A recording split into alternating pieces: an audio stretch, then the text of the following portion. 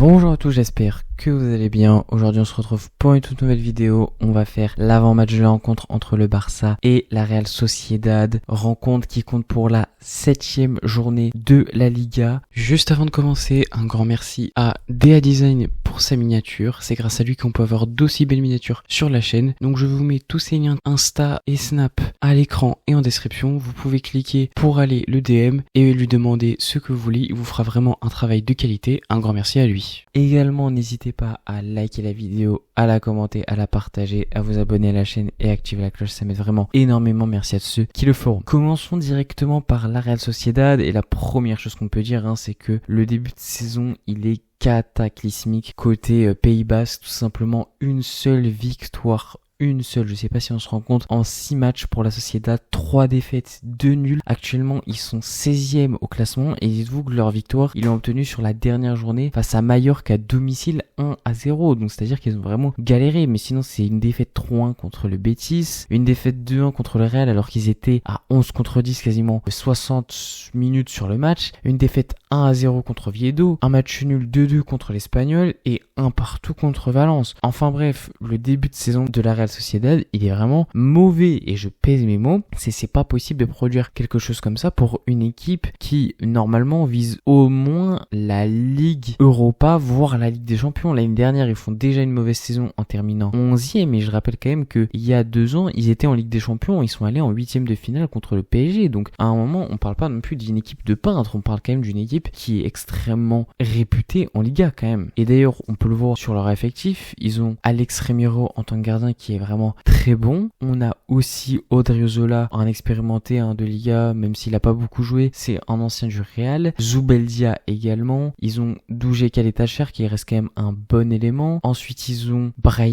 Mendes, Carlos Soler, Susic, qui sont quand même des bons éléments qui ont beaucoup joué en Liga, notamment Brais Mendes et Carlos Soler. Et en attaque, enfin, ils ont Takefusa Kubo, Barrenetxea, Gonzalo Guedes, Mikel Oyarzabal. Donc pour Takefusa Kubo et Oyarzabal, individuellement, c'est vraiment des super joueurs. C'est des joueurs qui sont sélectionnés en équipe nationale. Oyarzabal, c'est un excellent buteur, un excellent passeur. Franchement, il apporte beaucoup de choses dans cette équipe. Et Takefusa Kubo, c'est un peu, on va dire, le Lamine Yamal de la Real Sociedad. C'est lui qui fait les différences. Il a un jeu un peu qui est là pour dribbler, etc., faire les différences. Enfin bref, c'est lui un peu le joueur magique. Gonzalo Guedes et Barrenetxea, pareil.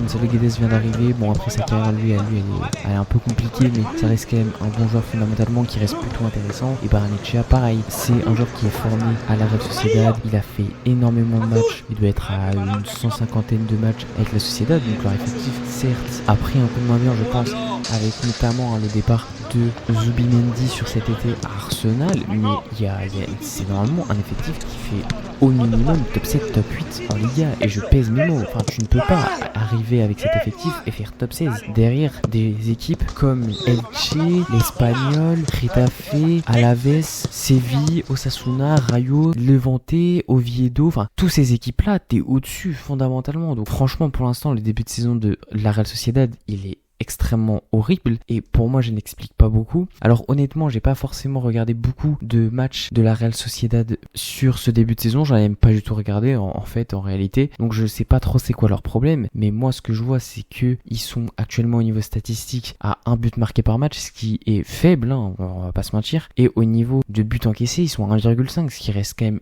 élevé. Donc une équipe qui ne marque pas beaucoup et une équipe qui encaisse quand même pas mal. Donc je pense qu'il est là le problème, c'est que la Real Sociedad n'arrive pas à trouver un jeu offensif et qu'ils ont énormément de mal également à défendre. Voilà, donc ça c'était la partie concernant la Real Sociedad. Concernant le Barça, malheureusement on a appris des mauvaises nouvelles puisque Johan Garcia et Rafinha sont forfaits. Rafinha reviendra à la fin de la trêve internationale, il est out pour 3 semaines, donc même si c'est relou en vrai, à part le PSG ça va, mais par contre Johan Garcia c'est beaucoup plus grave puisque ce qui était dit là-bas c'est que c'était une blessure tranquille, il serait de retour à la trêve internationale, et puis on est passé à 6 semaines, voilà, retour début novembre. Ça c'est classique pour le Barça, et d'ailleurs c'était pareil pour Rafinha, ça nous a dit oh normalement il sera dispo pour la Sociedad, c'est pas grand chose, Flick n'alignera pas Rafinha, mais normalement ça devrait aller, et hop là, trêve internationale. Je le jure que si Ancelotti commence à appeler Rafinha avec la sélection du Brésil, il est possible que je casse tout, je vous le dis, ou en tout cas faut refuser la sélection, mais faut faire un truc, parce que s'il nous le sélectionne, je n'en peux plus. Mais malgré ces 2 mauvaises nouvelles, on a quand même 2 bonnes nouvelles, c'est c'est-à-dire le retour de Lamine Yamal et de Baldé qui eux seront là présents pour ce match, même si je pense pas qu'ils seront titulaires. C'est une bonne nouvelle parce que là l'hécatombe qu'on se prend franchement c'est lunaire. Là actuellement si on compte, on a Yamal, Fermin Lopez, Gavi, Baldé, Ter Stegen et Yohan Garcia et Rafinha de blessés. C'est tellement énorme et je sais pas si on se rend compte le nombre de blessés qu'on a, mais sur ce début de saison c'est franchement c'est grave d'avoir autant de blessés. Bien évidemment Lamine Yamal et Baldé vont revenir, mais même ça on doit être quoi à 6 blessés. 6 blessés c'est pas possible d'être à 6 blessés, franchement c'est trop. Je sais pas honnêtement comment on peut autant avoir de blessés, et surtout un gardien s'il vous plaît. Non, il y a des gardiens qui ne se blessent pas pendant 9 saisons, nous on arrive 3 mois, même pas 3 mois, je suis un fou. 2 mois, on a déjà une blessure sur Yohan Garcia, franchement c'est dur. Alors que pourtant on le sait, on a un très très bon préparateur physique et un très très bon coach qui fait attention à ses joueurs. Donc honnêtement, je suis dans l'incompréhension la plus totale concernant les blessures. Soit c'est vraiment la faute à pas de chance, soit c'est vraiment qu'on fait aucun effort quoi. Enfin je sais pas, je ne comprends pas comment on peut avoir autant de blessés. Si on enchaîne ensuite concernant le match, la Real Sociedad, sur les 10 derniers matchs, on a gagné 8 fois et on a perdu 2 fois. Globalement, à domicile, franchement, on n'a pas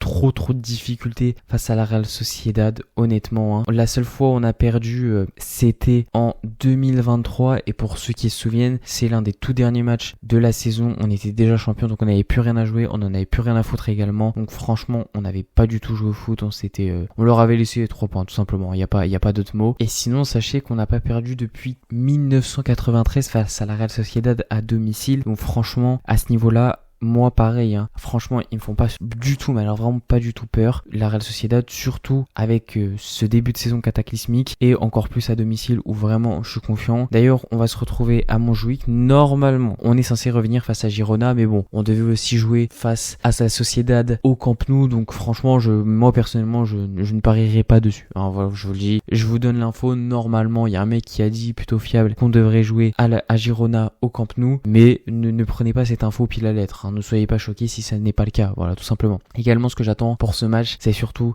de valider la victoire extrêmement vite. Pourquoi? Tout simplement parce que 3 jours plus tard tu joues le PSG, même si le PSG est affaibli, je tiens à dire que nous aussi on est affaibli. Forcément il n'y a pas d'excuses, on pourra pas dire ah oui mais on n'a pas Fermin, ah oui mais on n'a pas Gavi, on n'a pas Rafinha, etc. Ils ont pas Dembélé, ils ont pas Doué, ils ont pas João Neves, ils ont pas Marquinhos, bref eux aussi ils ont une hécatombe de blessés. Donc franchement l'excuse des blessés ne marchera pas sur ce match, moi je vous le dis très clairement. Donc voilà, l'important ça va être de valider cette victoire extrêmement vite pour faire sortir les cadres du style Pedri, du style De Jong, du style Koubarsi, etc. Bref, des cadres qu'on ne peut absolument pas perdre avant le match du PSG, qu'on doit absolument garder, qui sont extrêmement importants. Voilà, et surtout faire rentrer Lamine et Baldé pour qu'ils prennent du rythme, tout simplement. Et également, pourquoi c'est important de prendre les 3 points, puisque le Real va jouer contre l'Atlético, même si je ne crois vraiment pas en un faux pas du Real, on sait jamais, voilà. Si ils font un faux pas, tu joues après eux, tu leur mets directement la pression, imaginons ils perdent, bam,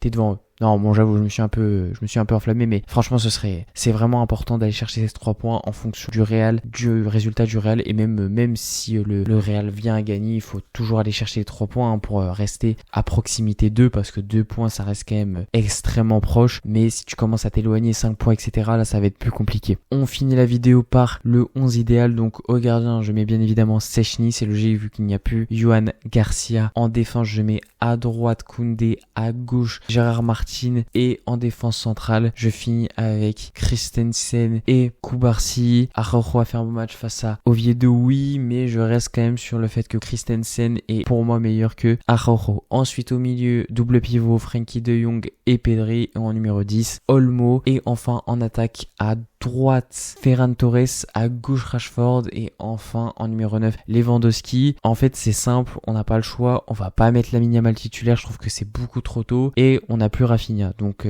à moins, si vous voulez, vous pouvez mettre Ronny Bardghji, pourquoi pas, ça peut être quelque chose de possible, mais moi je préfère quand même rester sur Ferran Torres à droite, et du coup Lewandowski en 9, dans tous les cas j'aurais mis Lewandowski titulaire, et Rashford qui sera du coup pour moi le leader de l'attaque, c'est lui qui doit faire les différences. Enfin voilà, c'est la fin de cette vidéo, j'espère qu'elle vous aura plu, n'hésitez pas à dire ce que vous en avez pensé en commentaire, vous pouvez aussi me donner votre pronostic sur le match là-bas. N'oubliez pas de me follow sur tous les réseaux, que ce soit TikTok ou Insta, où je publie des segments de mes vidéos, donc vous prenez celui qui vous arrange et vous le regardez. Je suis aussi bien évidemment sur Twitter, je vous mets tous les liens en description, vous n'avez plus qu'à cliquer pour me follow, et moi je vous dis tchuss.